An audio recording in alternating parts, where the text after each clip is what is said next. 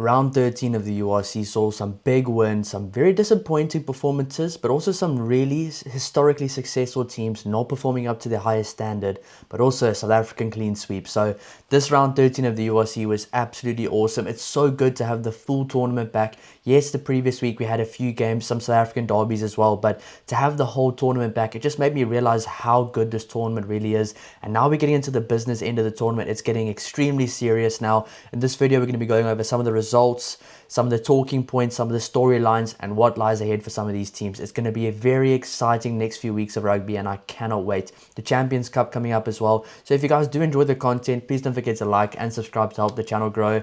I really appreciate all the support. The Six Nations was absolutely awesome, but now it's time for the URC and some of the big club games before the international games at the end of the year. So some of the results from this weekend: the Bulls winning 40 points to 7 against Cardiff. A really good performance from the Bulls there at home. It's kind of what I expected. There were some really awesome tries scored. I mean, that kick from Nizam Khan and Elrich Lowe eventually inside out step on the wing. I feel like that step from Elrich Lowe didn't get enough attention because of how incredibly insane that kick was from Nizam Khan. It was absolutely awesome. Yes, a bit lucky, but I mean, if you don't go for it, you'll never know. And that was absolutely awesome from the Bulls. Some really good players there. Curtly Orange had a very good game. Kanan Moody looking good in the centres. Cheswell Uester, one of my favourite players in the entire URC. Such an up-and-coming superstar. I can't wait to see him in the Springbok jersey one day. He's been awesome as well. The Bulls just look like a really good team this weekend, and they are honestly trending up in the right direction. Next, Connacht 26, Ulster 19. Connacht getting the win away from home at Ulster. Ulster will be disappointed with this one, but Connacht will take a lot of pride in this win. 50-50 in the inter-provincial derbies this year. What a win from Connacht. That was a big win for them and their season. They now sit 9th on the table, I think, right now. Really close to the top 8. And if they can just win a few more games, they can work their way into the playoff. And I mean, a few years ago, they were even in the semi-final of the URC. So Connacht is not a team to be messed with. Yes, looking at it from the outside, they probably look like the 4th strongest Irish team. But all of the Irish teams in the tournament are extremely strong and can beat anyone on their day. There's kind of like the South African teams as well. They can both really beat any team on their day. And it's just about the consistency. And if Connacht can just get a bit more consistency, they'll go far into this tournament. So next, Scarlets 36, Zebra 17. Zebra's had a much better season this year, but they're still just not up to the standard of the other teams. Scarlets with a good win, an important win for them. 36 points to 17. It's going to be really interesting to see what happens with these Welsh club sides when those guys come back to play in the Six Nations. Some of those really high standard players that really played some really good rugby for Wales in the Six Nations. So that's going to be very exciting when that does happen. The next game was Lions winning 54 points to 17 against Edinburgh. Edinburgh is in a bit of a crisis right now, but you can't take it away from the Lions. They played absolutely electric rugby. They were absolutely awesome. And I'm even wearing my old Cats jersey here for anybody that does know. The Cats were a Super 12 team back in the day. I think it was a bit of a mix of the Lions and the Cheetahs, but the Lions are absolutely awesome. I'm not even a Lions fan. I just love watching them play. Some of the younger guys in South African rugby, they've got some really good depth coming through. I mean, just some stars I can think of. Henku van Wyk playing really good rugby right now. They've got Kelly Mpuku, who's an awesome player. Niku Steyn, Hashim Peed, Morne van der Berg. He's now an experienced Springbok player. Asenati and Slabakania. Ruan Fence look really good at the lock position. Batu Tlekani's playing awesome rugby. Siba Balokoma, a really good player that comes from the KZN area as well. So he's a really good player. And the Lions just look extremely dangerous right now anywhere on the field. And if the Lions end up getting a home playoff game in the playoffs this year, if they do make the playoffs, they'll be really dangerous because teams just don't seem to play well going to Ellis Park in those conditions. Up there in the Highveld, it's really difficult to play there, and Lions just seem so comfortable, so confident at home, and they really look like a very difficult team to beat right now. So the Lions are trending up, but wow, Edinburgh have been really poor. I mean, yes, they didn't have all of the international players, but they also did have a few of the international players as well. So for the guys that they did have, the squad they have, everything that aligns with the club, I mean, a historically really successful rugby club, they're not playing good rugby right now. I don't know if it's a coaching problem. I don't know if it's an internal problem. It's just the players maybe just not clicking with the type of system and style they're trying to play. But Edinburgh looks really bad right now, and they're going to have to pick it up before the end of the season because right now they're nowhere near a playoff spot, and they probably, the way they're playing right now, won't be in the playoffs either, which will be a bit of an upset this year, but it might be good for them to just reset after this year and just figure out what is next for them, because they just don't look like the Edinburgh of old either.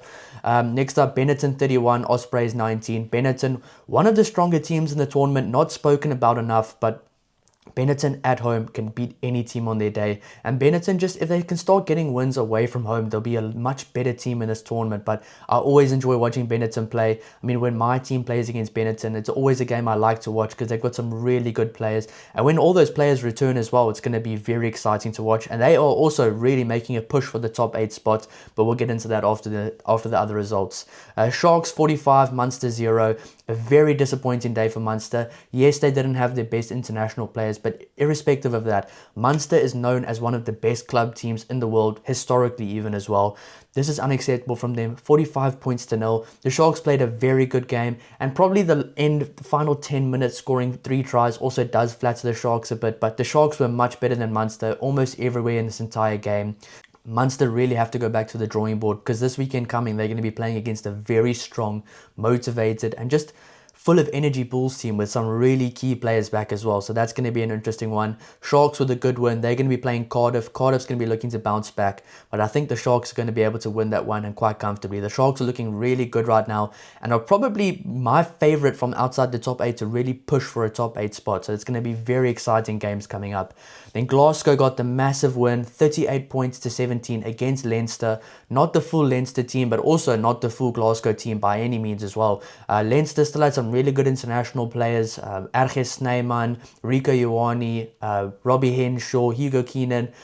But Glasgow just looked better, played much better. And this Glasgow team right now just seems like the team to beat. They are playing absolutely awesome rugby. And Glasgow at home is an incredibly different team to beat. So they are becoming a bit of a fortress, Glasgow, so it's very good to watch. And I really enjoy this Glasgow team playing the way they are right now. Would it last going into the next few seasons? I don't know, but they're looking really good. The last game of the weekend, Stormers 29, Dragons 21. The Stormers played some really terrible rugby. They look good in patches. Sasha Ngomezulu did help them out a bit with some individual brilliance. I like the Imad Khan at 9, Sasha Ngomezulu combination. I think that's going to be really good to build into the future. But obviously when it does get to the business end of the season, the playoffs, I do think Kobus Reinach will be back there, especially if he is available, because he is a Springbok player in the team. He's a leader, he's a veteran, and he'll make a massive impact. Probably with Imad Khan on the bench, but he's a really good player. But the Stormers they're not playing the best rugby right now. Dragons playing okay. They're obviously one of the weaker teams in the tournament, but being able to score 21 points and keeping it close with the Stormers in Cape Town is a big win for them. It's a big plus for them. And to be honest, all the Welsh teams this season have been playing a lot better rugby and just looking a lot more competitive all across the board. So it's good to see. But the South African teams winning all the games this week in a South African whitewash, really good for South African fans, really good for the South African teams. It's really heating up on the table right now. If we just look at the table, Glasgow is firmly in first place. Storm is close in second, but aren't playing like the second best team right now by any means. Ulster, Leinster, Cardiff, Munster, and the Lions from 3rd till 7th, all separated only by 4 points. So that's getting really heated up right now. Bulls round out the top 8 and they look like a top 8 team right now. To be honest, for me, Bulls at their best probably look like a top 4, top 3 team on their day. Just talking about the race for the top 8 now. The race to make the playoffs, it's going to be very interesting. The race to make those quarterfinals. You want to be in the top 8 when the season ends. And it's getting really close right now. Connacht, Osprey, Sharks and Benetton are all playing and all really pushing for a spot in the top 8. The final 5 rounds could see a lot of movement on the table and every single game has jeopardy from now on. So if you haven't been watching up until now, now's probably a really good time to start watching the URC because it's going to get really interesting right now. I mean, they are really separated by very few points from 1st till 12th. It's looking really exciting. I honestly believe that the Sharks probably have the best chance to make it into the top 8 from outside the top 8 because they have games against Cardiff, Ospreys away from home, Edinburgh away from home, Benetton at home, and Zebra at home. I do think from the teams outside of the top 8, they probably have the best chance just looking at their fixtures and how they have been playing. Remember, the Sharks started the season last, losing almost every single game. I don't even think they won a game at the start of the season. Getting rid of their coach, bringing in a new coach, JP Peterson, who really seems to be fitting in well with the system. And Sharks right now seem like a dangerous team. Whether they play some of the other combinations or some of the other guys, some of the more experienced guys, they're looking really good and they can kind of shift their squad around every single week and give guys opportunities and they just seem to be playing really well. one big shift from last year to this year is that the younger, more inexperienced players in the Sharks team are really putting up their hand and playing some really good rugby in some leadership positions as well. I mean, some key examples, Patu Ganyane has been awesome in the scrums recently. He's really growing into that role, obviously learning from the likes of an Oxenchair or a Vincent Koch. Fez Mbata has been good. Emil van Heerden has had a very good season for the Sharks this year. Just thinking Nick Hatton as well. Pepsi Buthelezzi's really been standing out. Grant Williams playing awesome rugby. The Hendrickse brothers have finally pitched up their game a bit, playing a lot better rugby. Luan Gelomi is playing awesome rugby. On his debut, scored a try as well. Mapimpi scoring 2 tries. I mean, the centres of Andre Esterhuizen and Ethan Hooker with the depth of Leroux Milan as well. Gerenzo Julius. The Sharks team is in a really good spot right now. And I do think they are probably the firm favourites outside of the top 8 to really make it into that top 8 and make a push deep into the playoffs. If I had to give my current power rankings for the top 8 teams, so this is the teams I think right now at this point in time are the best 8 teams, irrespective of their score. Their points in the table go out the window. This is just what teams I think right now are the top 8. I'd go number 1, Glasgow. They really are setting the standard right now and they are the team to beat. Number 2, I'd go Leinster because they probably are the strongest squad in the URC, especially when all players are available. But I just think they're just below Glasgow right now. Glasgow's been really good, especially at home. They're probably the toughest team to beat at home in the tournament right now. They are really making that a fortress, and it's awesome to see. Number 3, I'd go Ulster. I think Ulster's on the up. Yes, they took a loss to Connacht, but some of their key players still need to return. Some of the best players that played in the Six Nations, I mean, Stuart McCloskey, Nick Timoney, Cormac Kazuchukwu, they got some really good guys still coming back. Robert Balakoon coming back from an injury as well. He might not play for the rest of the season, but they got some really key guys coming back as well. Nathan Doak. Number 4, I've gone for the Bulls. This one might be controversial, but the Bulls at their best are an extremely dangerous team, and they can honestly beat any team going forward at their best. And I do believe that this Bulls team is building some really good squad depth. They've got some really good international players. I mean, Vil Kulo, Johan Grobler, Ruan Norkia, Cameron Hanekom, Elrich Lowe, Nizam Kaur, Pilo Gomede, Jean-Ray Rudolph playing some of the best rugby of his life. Emrys Papit looking like a Springbok, looking like the best scrum half currently in the URC from South Africa, alongside Grant Williams. Andre Pollard, a World Cup winning fly half. Kanan Moody, David Creel, Stedman Gans, Kurtley Arons, Cheswell Uester, Sebastian de Klerk, some really good players. Willie Leroux, Jan-Hendrik Wessels on the bench, Kobus Visser. I mean, this Bulls team right now, I can name a lot more names, but they are looking really good, really dangerous, and they've got a lot of squad depth. So that's why I think right now in the power rankings, they probably are the 4th best team. They did lose to the Stormers, but I've gone for Stormers at number 5. I just think they've been on a bit of a downward spiral recently. I mean, they can beat any team on their day, but they just seem to be forcing play, not playing to their style. Maybe that is their style now, because every time they play in Cape Town, they force passes, they force things. It just seems like they don't play like a proper rugby team. They don't play as a team. But when they play overseas, they start playing to their strengths, in their structures. And that's why they've won some really good games away from home early on in the season in both tournaments, playing as a team. Now I feel like it's kind of creeping in that superstar mentality with players that are just trying things too much. And I'm not even talking about one specific player. I'm talking about the entire team. I think the Stormers team just needs to calm it down a bit and just go back to a bit more of the fundamentals and the basics and let the superstar type of skills take care of themselves when the opportunities show themselves. Number 6, I've gone for the Lions. They are playing absolutely incredible rugby right now.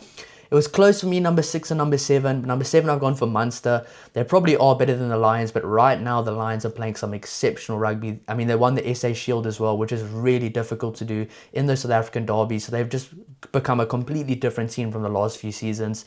Number 7, I've gone for Munster. They need to really step up their game right now. But with their best players, they are one of the top teams in the competition and one of the best club teams in the world. They're not a team any side wants to face in the first round of the playoffs at all. I mean, I don't think any team, if they see Munster as their first opposition in the playoffs, will be really happy, because normally the first game in the playoff, if you work so hard to get to the top 4, you're going to be playing maybe against a bit of a weaker team. But if you see Munster there with some of their stronger players, that's going to be a very terrifying game to play, because Munster are such a good team on their day. They've gone to the final of this competition before. They've won it before. They're a really good team and they know how to play at the top level. Number 8, I've gone for the Sharks. I think they have a really good chance of making the playoffs. And looking at their squad depth, they have some extremely good players, some World Cup winning Springboks. And I just think if they get some of their guys healthy now at the end of the season, maybe playing some guys more together and starting to play their best team week in, week out, they can really make a deep push into this competition. And just like Munster, I think the Sharks is the one team you really don't want to face. I do think the Sharks away from home aren't as good as playing at home. But that can change with the new coach now, with a new system, with new players, with guys really putting their hands up in leadership positions as well. But yeah, it's been a massive week of games, and there's a massive week of games that lie ahead. It's going to be an extremely important week of rugby before the break, before they get a bit of time off for the Champions Cup to keep going on. But it's going to be really important for some of those teams to get wins. The teams just in the top 8 and the teams outside the top 8 as well. And for the teams trying to get a home semi-final, home quarter-final, and even maybe a home final. It's going to be very interesting, and I cannot wait. If you guys did enjoy the content, please don't forget to like and subscribe to help the channel grow. And I'll see you in the next one. Cheers.